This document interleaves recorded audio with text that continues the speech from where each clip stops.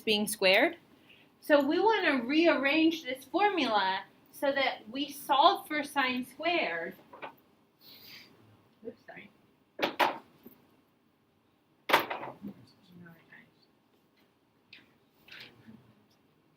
Can do it. I did it.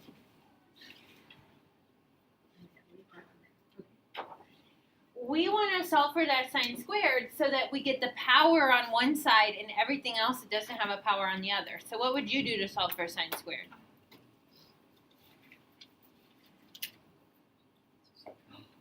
Subtract 1, cool. Cosine 2u minus 1 equals negative 2 sine squared u. And then to finally get sine squared u all by itself, divide by the negative 2, so divide by negative 2. Now, in the land of formulas, we don't like to have like a negative 2 in the denominator of a formula. Like we'd rather just the denominator be a positive value. So in order to do that, to change that to a positive 2, then these two numerators are going to switch signs. So now cosine 2u is going to be negative and 1 is going to be positive. So I'm going to write that as 1 minus cosine 2u, and now it'll be over a positive 2.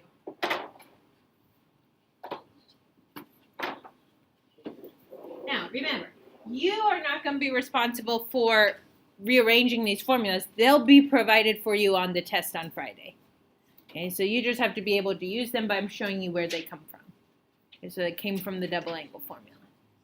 Now notice what's happening. On this side you have an exponent, right? Something squared. On this side, no more square.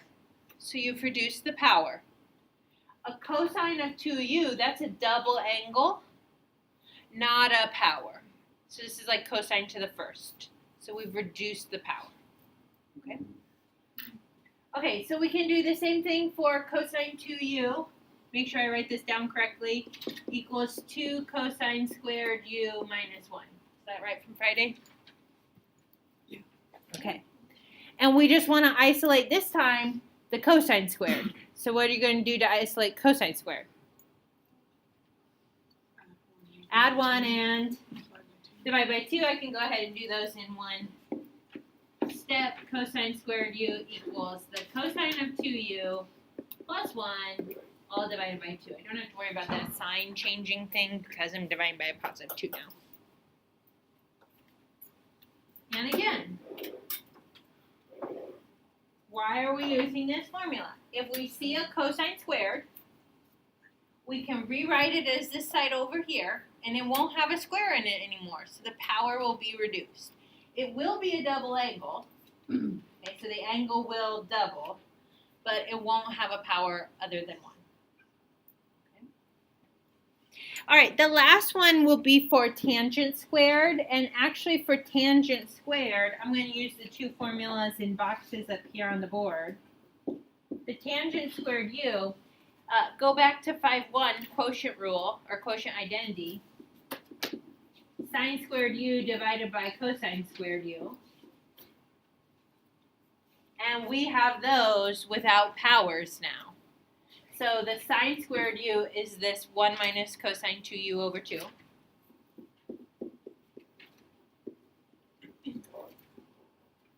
If I were dividing by cosine squared, I would divide by this fraction, but to divide by a fraction, multiply by its reciprocal. So I'm just going to go ahead and flip it, times 2 over cosine 2u plus 1. I'll move it up here so you can see it better. So that's me dividing the two fractions, but I'm multiplying by a reciprocal. And then what happens? 2's cancel, and you just have the two expressions in the numerator and the denominator. So tangent squared u is equal to 1 minus cosine 2u over cosine 2u plus 1.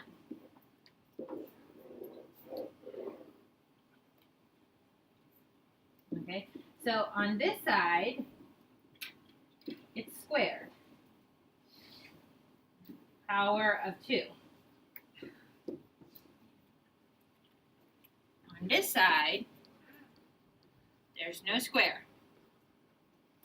So it's a power of 1.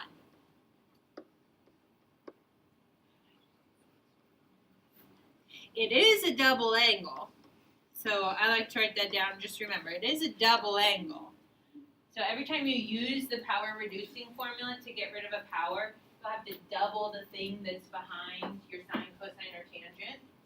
So every time you use power reducing, you double the angle, but you'll have only a power of 1 on the other side. Now this will be helpful in calculus when you don't want to have things that are squared. And you want them to be in powers of 1. You have rules that you can use in calculus for things with powers of 1, not always squared. Okay. Remember, you will not have to derive these formulas. You will just be given the things in boxes on the test. You will get those. You'll get the double angles from Friday. You'll get the sum and difference on the pink foldable. You will be required to know reciprocal identities, quotient identities, and Pythagorean identities. So start studying those for Friday. Here's our first example.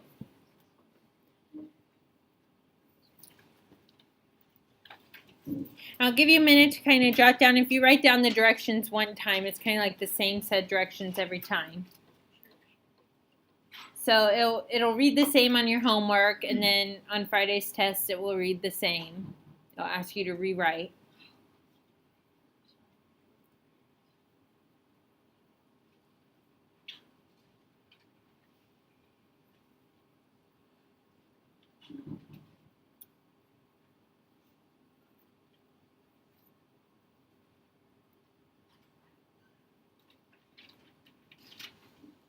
The weird thing about this particular part of the section is you're not actually like calculating something. You're not answering something. You're just rewriting it. You're just making it look different.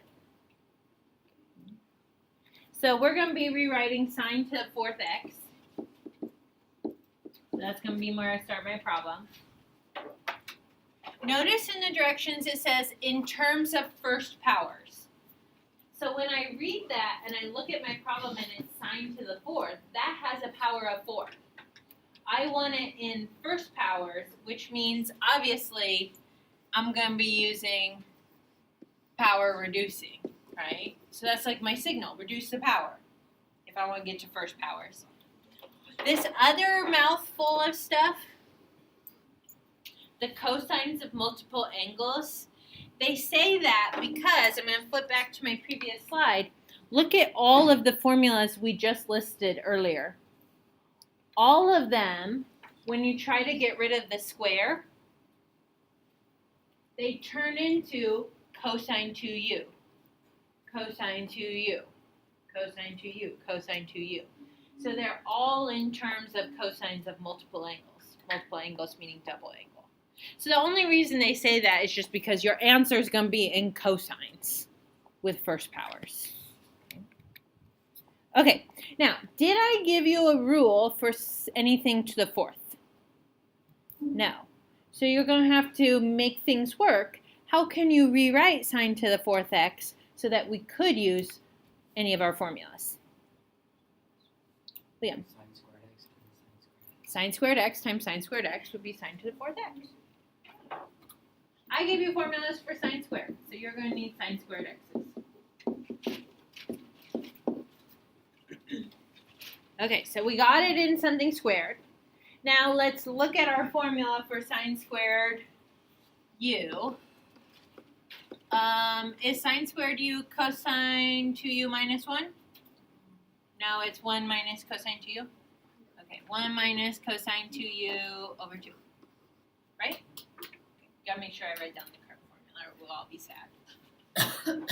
Okay, when we look at these, like just this sine squared x, what's u? X. U is just the thing behind sine squared. So when I plug it in over here, it's going to look like 1 minus cosine 2x all over 2. Let's do it. 1 minus cosine 2x all over 2. 1 minus cosine 2x all over 2. And I'm feeling good. I used my power reducing formula so that it no longer is squared.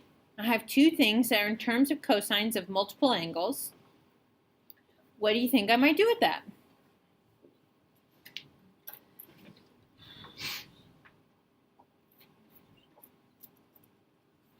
What's it asking you to do with them?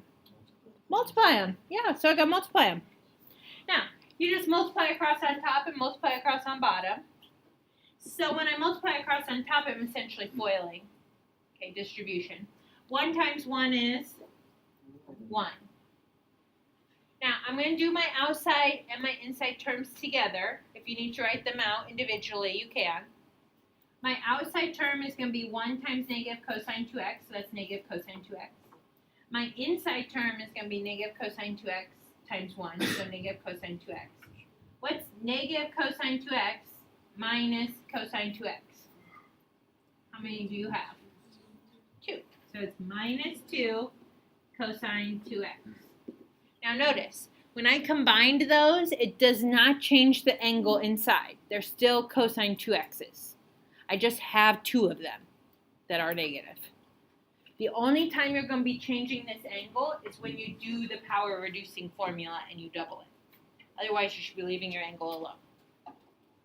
Okay, and I got one more to go, right? Negative cosine 2x times negative cosine 2x.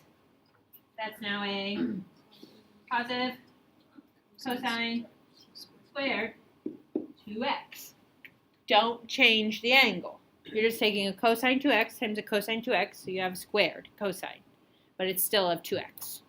The only time you change the angle is when you do the power reducing formula. In the denominator, 2 times 2 is 4. Now, I know my weakness. My weakness a lot of times when I do this after a long break is I always forget to multiply. I just write 2. So that's something that I always have to be conscious of. So as you're working through these problems, think about where's your weakness? What are you always forgetting about? If you can kind of identify that weakness, it makes it easier to look for it. Okay, now that's great, but what did I just do? I made another power. Gosh darn it. And this will always sort of happen when you multiply it out. Someone put PR right there for power reduce. I gotta do it again. This time, I'm doing a power reducing for a cosine squared. So let me make sure I get cosine squared u. That one is cosine 2u plus 1? Yeah. Okay. Cosine 2u plus 1 all over 2. Squeeze it in. Okay, now when you're looking at cosine squared 2x, what is u? U is 2x. Okay. In the beginning, u was x, and we doubled it. And now we have this doubled angle 2x, and we're going to double it again, so now it's going to be in terms of cosine 4x. So when you redo the power reducing formula, it's going to double that angle again. Okay, so the first 2 terms here aren't going to change. I'm going to have 1 minus 2 cosine 2x. I don't even like when I actually know. Okay, and on this one, for the cosine squared 2x, I'm going to put that 2x in over there, so it's going to be cosine 4x plus 1 all over 2.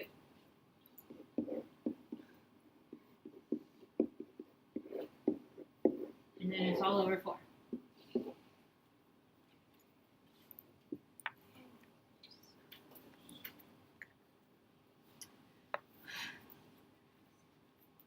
It's hard because it's our first one. Is everybody okay with what I got so far? Anybody where'd you get that number? Why is that there? If you have a question, someone else probably has the same question. Okay, now, at least I got rid of the square, but this does not look nice, right? Okay, so this is the same tip that I gave people when we did that sum and difference for tangent. If you ever pick a 30-degree angle or pi over 6 angle and you get the square root of 3 over 3 in a numerator or denominator, you basically want to get rid of the fraction, so just multiply by 3. So up here in the numerator, I don't want this to be a fraction anymore, so I'm just going to multiply my whole numerator by 2. Okay? So I'm going to use a big group of parentheses. Multiply that whole thing by 2. And if I multiply the numerator of my fraction by 2, I also have to multiply the denominator of my fraction by 2. And I'm talking about like my larger fraction there, so that I'm really multiplying by 1. I'm changing the way it looks, but I'm not changing what it is, because I'm multiplying by 2 over 2. So I'm not changing just one part of the fraction. Now, up in the numerator, this 2 has to distribute to all 3 terms. So 2 times 1 is 2.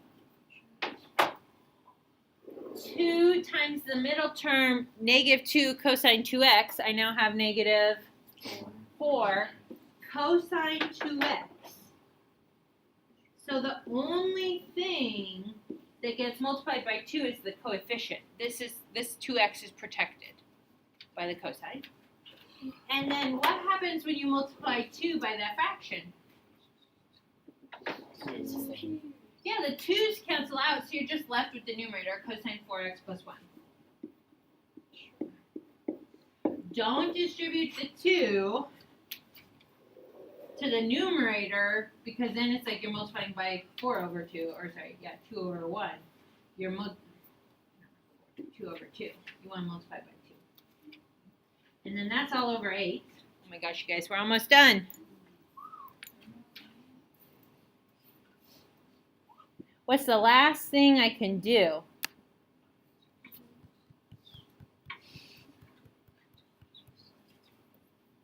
Combine the 2 and the 1. They're like terms. 2 plus 1 is 3.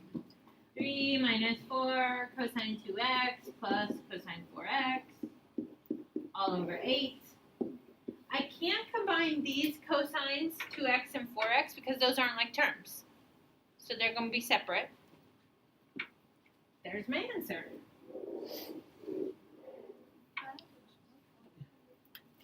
Well, it might look more complicated than when we start, but if you're doing something in calculus, you might wish to have it with powers of 1 as opposed to power of 4. So just side note, the textbook for dividing by 8, they're going to write that as multiplying by 1/8.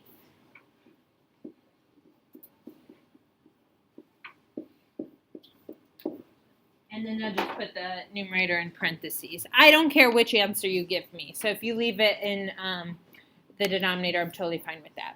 Why don't you use the double angle formulas? Just because our goal, remember, is to reduce powers so that we have powers of 1. And right now we have powers of 1. Do I care that they're multiple angles? No, not really. My whole goal was only to reduce the power. So I don't have to the 4th and I don't have squared. Okay. Any other questions you want to ask me?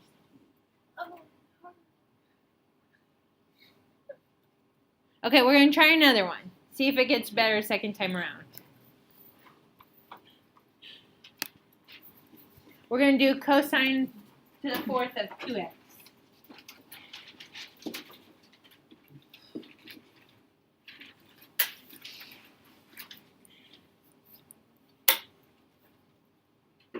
Well, you're going to rewrite it first, right? It's got to be in squareds. So that's going to be cosine squared of 2x times cosine squared 2x. That way, if you multiply it, you really get, if I multiply it, I'd really get cosine to the 4th of 2x. When you multiply, you don't change the angle. You only change how many there are. Okay. I'm going to write out my cosine squared u equals, this is cosine 2u plus 1, all over 2. Okay. What's u? 2x. U is 2x. In the beginning, it started with a 2x instead of an x. So now when I plug it into this formula is going to become a cosine of 4x. Every time you use a power reducing formula, the angle will double. Okay, that's part of the formula. So this is going to be the cosine of 4x plus 1 over 2 times the cosine of 4x plus 1 over 2.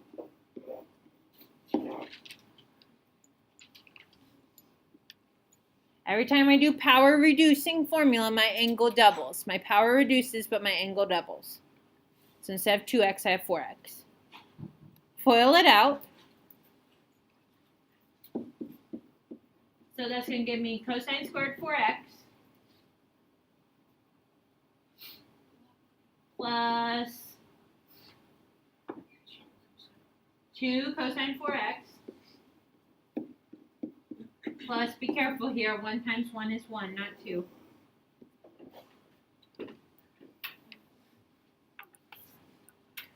Notice on that one, none of the angles changed. The angles don't change when multiplying cosines. The angles don't change when adding cosines. The angles change when you have a double angle in the formula. Just like before, good and bad, I introduced another square. So I'm going to do power reducing again. This time, what is u? 4x. So now when I put it in, it's going to be the cosine of 8x. Every time I do a power reducing formula, my angle doubles. So this is going to be the cosine of 8x plus 1 all over 2 plus 2 cosine 4x plus 1 all over 4. The name of the game right there is substitution. Yep.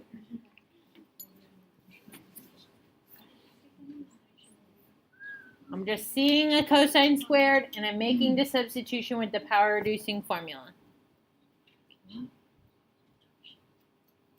What do you do next? Multiply by 2 in the top and the bottom. We don't want to have this fraction anymore. So I'm just going to multiply the whole thing by 2. But then I have to multiply my denominator by 2. So I'm going to get cosine 8x plus 1 plus 4 cosine 4x plus 2 all over 8.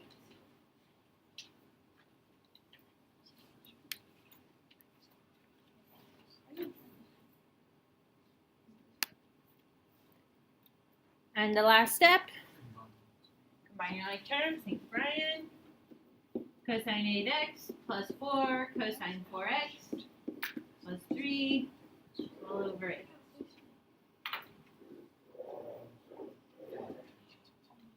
Now, like I can't reduce these 8's because the 8x is protected by the cosine. It's like in a set of parentheses. It's behind that cosine. So I really just leave it alone. If you want to factor out the 1/8 and then write it as 1/8 times the numerator, you can do that. Either is acceptable. Now, of course, if you have a tangent, it's going to work just a little bit differently because you'll have stuff on the top and the bottom, like the 1 minus 2, cosine 2u, 1 plus cosine 2u. But you have 4 problems for homework tonight. There's 6 total if you want to do all of them, but there's 4 for required. Thank you. Thank you. So, you need to do your homework. There's going to be a power reducing question on the test. If you don't practice that, it's going to be tough for you to know how to plug in and when to plug in. You want to look for any of those squares and play that substitution game for me. It's going to pop up here, but I'll move it.